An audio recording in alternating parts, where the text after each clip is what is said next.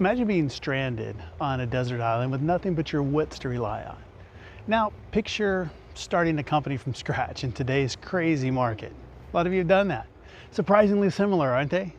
Well, welcome to Uncharted Waters, where we'll explore how classic survival tales can guide modern business leaders in the choppy seas of entrepreneurship. Now, I'm here in the South Pacific paradise of Fiji, and today we'll draw some parallels between three iconic stories: Robinson Crusoe, Treasure Island, and Castaway, and the challenges faced by SaaS founders and executive leaders in moving from obscurity to notoriety.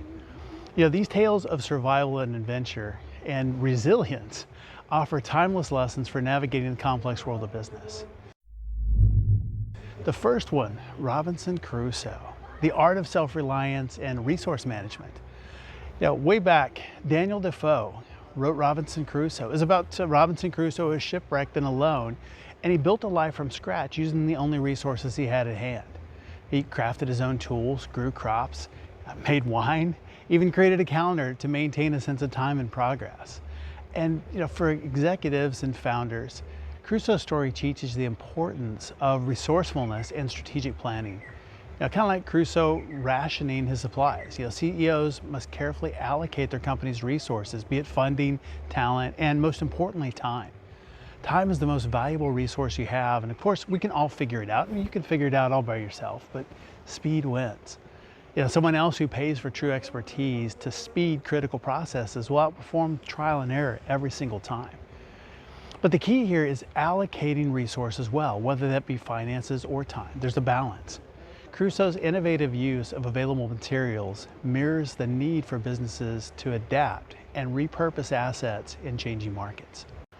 Second lesson today from Fiji comes from Treasure Island, navigating treacherous waters and managing diverse teams. Interestingly enough, that island right there is named Treasure Island.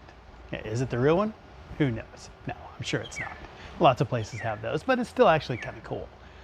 So Robert Louis Stevenson's adventure novel presents young Jim Hawkins navigating a world of pirates, mutiny, and hidden treasures. It was one of my favorite stories growing up. I probably read it 50 times.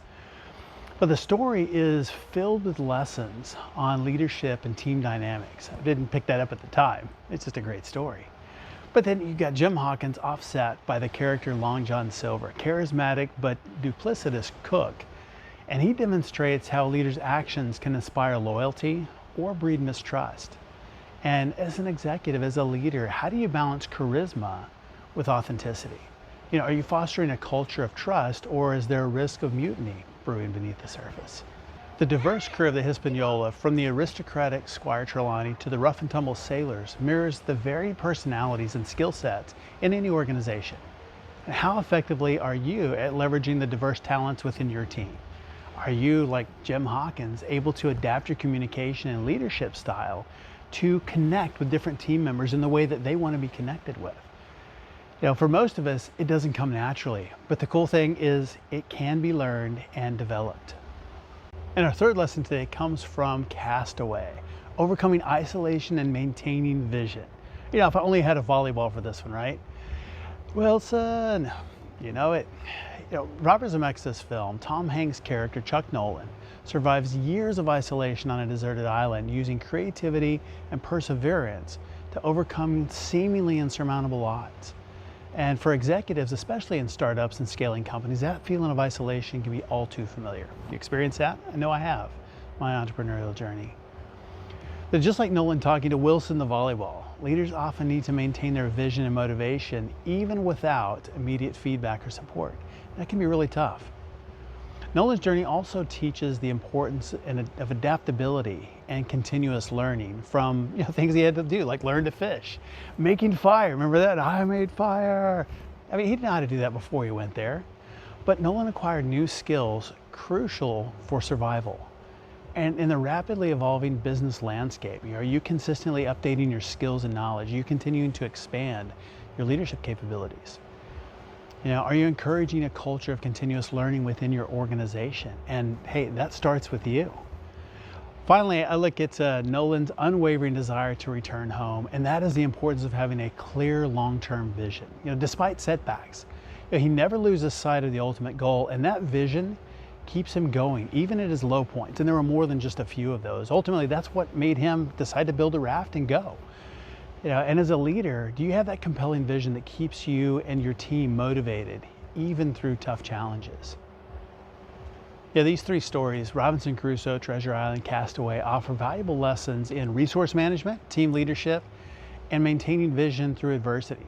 Just as our literary heroes navigated the challenging island environments, execs have to steer their companies through unpredictable seas of modern business. Building a company is like surviving on a desert island. It requires ingenuity, resilience, and a clear sense of purpose. By viewing your leadership challenges through the lens of these classic tales, you can develop the mental fortitude and strategic thinking needed to transform your business island into a thriving paradise. Remember, every great story has its challenges, but how the hero responds determines the outcome. And as you navigate your own business adventure, keep these lessons close at hand. I mean, who knows? Your journey might just become the next great tale of entrepreneurial survival and success. Until next time, may your business wins be favorable and your corporate chores bountiful.